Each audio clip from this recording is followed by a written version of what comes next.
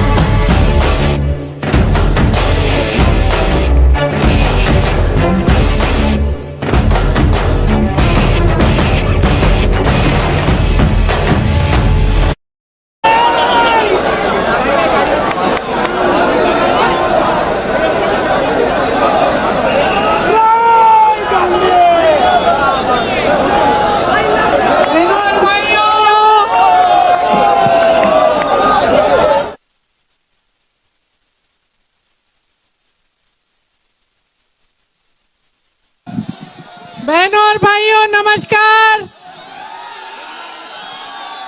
एक बार मेरे साथ बोलो जय हिंद।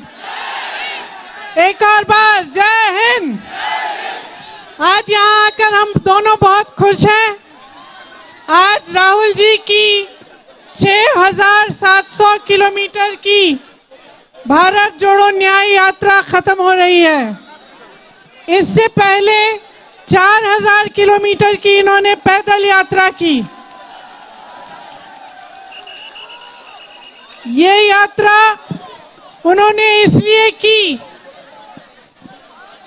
ताकि इस देश की आप असलियत समझें। आज हमारे देश की जो असलियत है उसको समझना बहुत जरूरी है। तो ये पूरी यात्रा जो है ये आपको जागरूक बनाने की यात्रा थी। आज हमारे देश में जनता की जागरूकता पर सबसे बड़ा आक्रमण हो रहा है। इसका मतलब है कि आज के दिन में जो आप मीडिया पे देखते हो, जो आप बड़ी बड़ी जो बड़ी बड़ी बातें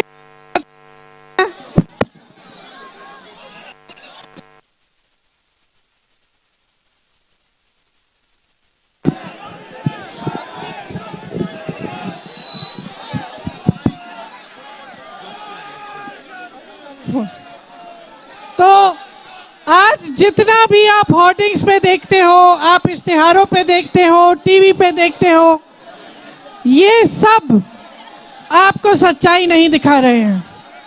तो जब हम सच्चाई को समझने की बात करते हैं, जब हम जागरूकता की बात करते हैं, तो हम ये बात करते हैं कि आपका अपना अनुभव क्या है। आपके जीवन के संघर्ष में पिछले 10 सालों से क्या परिवर्तन आया है? क्या महंगाई कम हुई है? हुई है? क्या बेरोजगारी कम हुई है? क्या आप समझ रहे हैं कि ये सरकार 2 स्तर पर चल रही है? एक स्तर पर आपको ये दिखाया जा रहा है कि बड़े बड़े इवेंट हो रहे हैं, बड़े बड़े काम हो रहे हैं, और दूसरे स्तर पे इस तरह के निर्णय लिए जा रहे हैं जिससे आपकी कमर तोड़ी जा रही है। चाहे नोटबंदी हो, चाहे जीएसटी हो। आज रास्ते में एक जने आए, उन्होंने हमसे कहा कि उनका पूरा कारोबार जीएसटी की वजह से खत्म हो गया।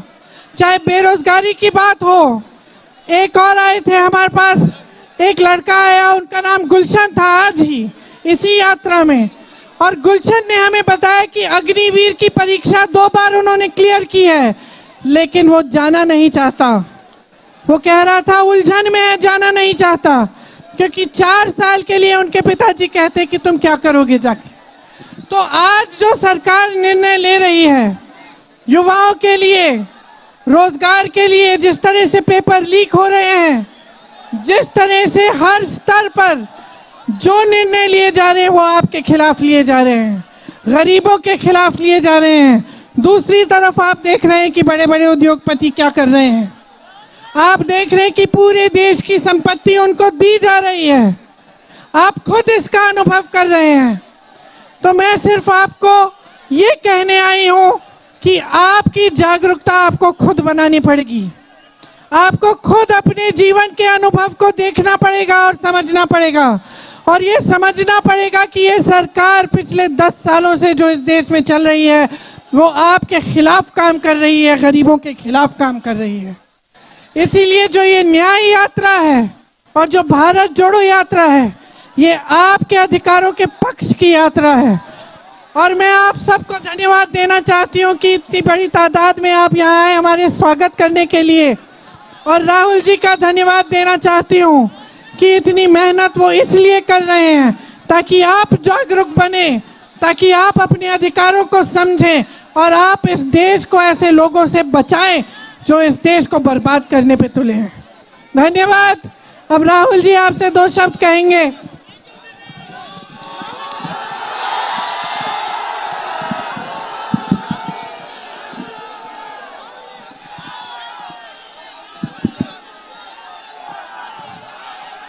नमस्कार, कैसे हैं आप लोग?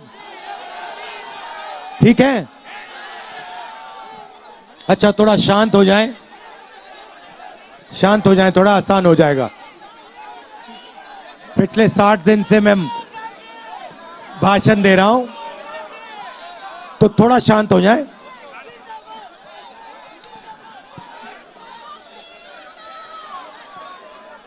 एक साल पहले हमने भारत जोड़ो यात्रा की, कन्याकुमारी से कश्मीर चले, और उसमें हमारी सोच थी कि जो नफरत देश में फैलाई जा रही है उसके खिलाफ कोई ना कोई एक्शन लेना पड़ेगा। और इसीलिए भैया पुलिस वाले धक्का मत दीजिए ना, ये मोदी जी की रैली नहीं है, ये हमारी रैली है। इसमें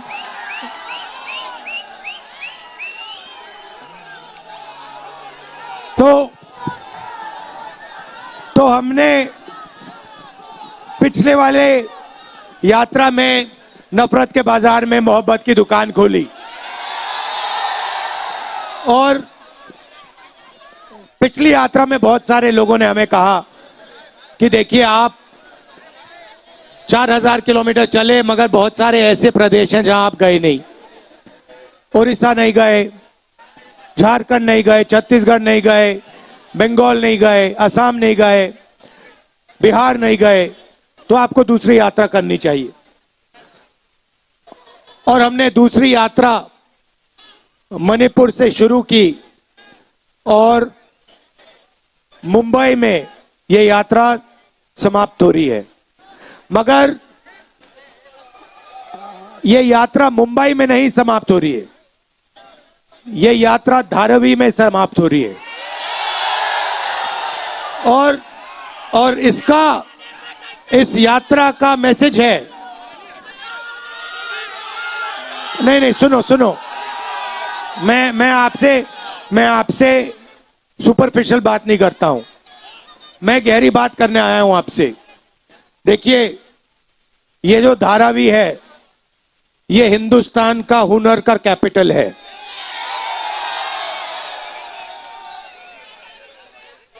जिसको हम स्किल कहते हैं, हुनर कहते हैं,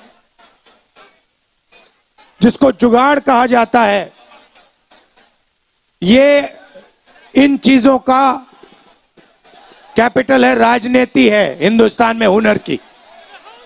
और शुरुआत हमने कहा कि मणिपुर में, क्यों? क्योंकि मणिपुर में बीजेपी ने सिविल वॉर का माहौल बना रखा है। भैया पुलिस वाले धक्का मत दो, कुछ नहीं होने वाला।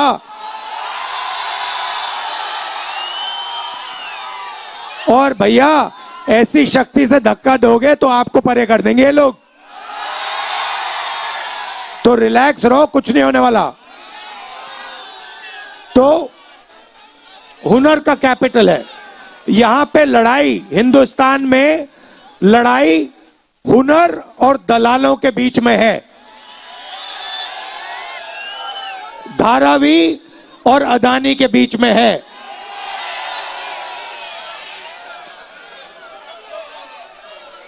और इसीलिए यात्रा में हमने न्याय शब्द जोड़ दिया। अब पूरे हिंदुस्तान में गरीबों के साथ अन्याय हो रहा है, किसानों के साथ अन्याय हो रहा है, मजदूरों के साथ अन्याय हो रहा है। जहां भी हम देखें वही 2-3 नाम दिखाई देते हैं, अदानी अंबानी, अदानी अंबानी, अदानी अंबानी। ये धारावी जो है, ये जमीन आपकी है, आपकी मेहनत की जमीन है। अब ये जमीन वही दलाल लोग आपसे छीनने की कोशिश कर रहे हैं। और अदानी के पीछे देश का प्रधानमंत्री है। अदानी अकेला नहीं खड़ा है, अदानी के पीछे देश का प्रधानमंत्री खड़ा है, देश का प्रधानमंत्री खड़ा है। उसके पास ईडी, सीबीआई, इनकम टैक्स, चंदा मामा, ये उनके पीछे शक्ति खड़ी हुई है। क्या ये इन्फोर्समेंट डायरेक्टरेट नहीं है, ये एक्सटॉर्शन डायरेक्टरेट है। आपने देखा होगा, कल मैंने प्रेस कॉन्फ्रेंस किया, देखा आपने? दुनिया का सबसे बड़ा एक्सटॉर्शन रैकेट हिंदुस्तान की सरकार चला रही है। हजारों करोड़ रुपए नरेंद्र मोदी की पार्टी को बॉन्ड्स में दिए गए। क्यों दिए गए? 3 कारण हैं, 3 तरीके हैं।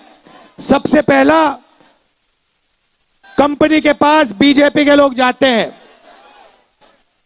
इन्फोर्समेंट डायरेक्टरेट की, ईडी की इनकम टैक्स इंक्वायरी शुरू होती है। उनके महीनों बाद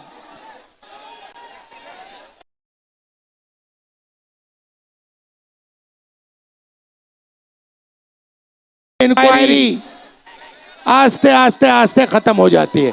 यह है पहला तरीका, यह है मोदी का पहला तरीका। दूसरा तरीका, कंपनी के पास जाते हैं, कहते हैं देखो धारावी में प्रोजेक्ट है, तुम लोगों को हम प्रोजेक्ट देंगे, रेवेन्यू शेयर बीजेपी पार्टी को देना पड़ेगा, पार्टनरशिप आप हमारे साथ कीजिए, धारावी की जनता को हम परे करेंगे, पुलिस का प्रयोग करेंगे, जो आपको धारावी के रीडेवलपमेंट से पैसा मिलेगा उसका परसेंटेज आप बीजेपी की बॉन्ड्स में दिलवा दीजिए। यह दूसरा तरीका। और तीसरा तरीका, सीधा जाके कंपनियों से ये हफ्ता लेते हैं। ये है 3 तरीके नरेंद्र मोदी के भ्रष्टाचार के। अब मैं आपसे सवाल पूछना चाहता हूं, हिंदुस्तान में पिछड़े वर्ग के कितने लोग हैं? कितने % हैं पिछड़े वर्ग के लोग हिंदुस्तान में? कितने हैं? 50% हैं। दलित कितने हैं? 15%। आदिवासी कितने? 8%। माइनॉरिटी कितने? 15। सब मिला के कितने हुए? 90, तकरीबन 90। मीडिया में 90% के कितने लोग? मीडिया में 90% के कितने लोग? इनकी मालिकों की लिस्ट निकालो। आपको एक ऐसा नहीं मिलेगा, एक मालिक नहीं मिलेगा जो पिछड़ा, दलित, आदिवासी हो, एक नहीं मिलेगा। फिर आप हिंदुस्तान की सबसे बड़ी 200 कंपनियों की लिस्ट निकालो,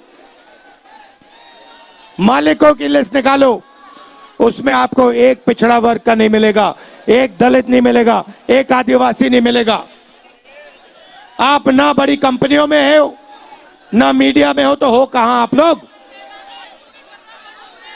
कहां हो? मीडिया में नहीं हो, बड़ी कंपनी में नहीं हो, बड़े अस्पताल, बड़े स्कूल कॉलेजेस के सरकार में भी नहीं हो।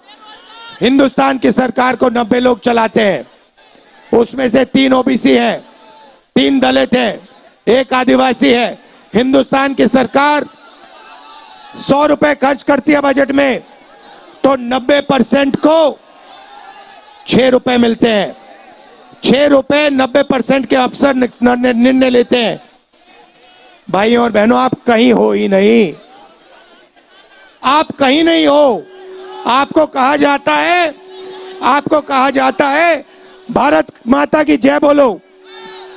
भारत माता में 90% आप लोग हो, 90% आप लोग हो, मगर देश की भागीदारी में, देश के धन में आपकी कोई भागीदारी नहीं है। आप मजदूरी करते हो या फिर आप बेरोजगार हो या फिर आप कॉन्ट्रैक्ट लेबर करते हो, मनरेगा का काम करते हो। ये भैया, हाँ क्या ये, इसको ठीक करो ना, माइक को ठीक करो। हेलो, तो आप लोग कहीं नहीं हो। पहले आपके रास्ते थे, आपका रास्ता सेना में जाने का था, उसको बंद कर दिया, अग्निवीर लागू कर दिया। अब आपको कहते हैं कि 2 तरीके के शहीद होंगे, एक को शहीद का दर्जा मिलेगा, दूसरे को शहीद का दर्जा नहीं मिलेगा। चाइना के सैनिक 5 साल ट्रेनिंग करेंगे, हमारा अग्निवीर 6 महीने ट्रेनिंग करेगा, और जब अग्निवीर शहीद होगा उसे ना पेंशन मिलेगी, ना उसे शहीद का दर्जा मिलेगा। उसे कहा जाएगा आप मर गए मगर आप शहीद नहीं हो। पब्लिक सेक्टर को ये एक के बाद एक बेच रहे हैं। किसके हाथ में दे रहे हैं? उन्हीं अदानी अंबानी के हाथ में दे रहे हैं। हाँ, तो यही बात हो रही है। मैं आपसे सिर्फ ये कह रहा हूं, आप जग जाओ। आपको लूटा जा रहा है, 24 घंटे आपको लूटा जा रहा है और आप देखते जा रहे हो। मैनिफेस्टो में हमने क्रांतिकारी काम करना है। पहला काम जाति जनगणना, इससे सबकी गिनती हो जाएगी, सबको पता लग जाएगा किसकी कितनी आबादी। उसके बाद इकोनॉमिक सर्वे होगा, फाइनेंशियल सर्वे होगा, हिंदुस्तान की सब संस्थाओं का सर्वे होगा। सबको पता लग जाएगा हिंदुस्तान के धन में किसकी कितनी भागीदारी है। दूसरा कदम, 1 लाख रुपए हिंदुस्तान की हर गरीब महिला को हमारी सरकार देने जा रही है। ये 16 लाख करोड़ रुपए इन्होंने 20 लोगों 25 लोगों का कर्जा माफ किया है। ये हर रोज अरबपतियों को धन देते रहते हैं, बांटते रहते हैं। इसीलिए हम हिंदुस्तान की गरीब महिलाओं को 1 लाख रुपया साल का, 8,400 रुपए महीने का देने जा रहे हैं। आखिरी बात मैं आपसे कहना चाहता हूं, देखिए ये धारावी आपका है, ये आपका है, और ये आपका रहना चाहिए। यहां पे आपको आपका जो स्किल है, हुनर है, उसको सपोर्ट करना चाहिए। बैंक के दरवाजे आपके लिए खोलने चाहिए और यहां पे इंडिया का मैन्युफैक्चरिंग सेंटर बनना चाहिए। ये है सच्चाई। ये धारावी मेक इन इंडिया है। ये है मेक इन इंडिया असली। और ये सोचते हैं कि देश दलालों से बनता है। देश दलाल नहीं बनाते, देश आप जैसे लोग बनाते हैं। ये मेरा आपके लिए मैसेज है। आपने इतने प्यार से मेरी बात सुनी, दिल से बहुत बहुत धन्यवाद।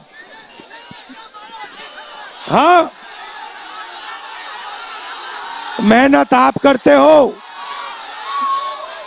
और पैसा अदानी ले जाता है। बहुत बहुत धन्यवाद आप सबका, पुलिस वालों का धन्यवाद। जय हिंद।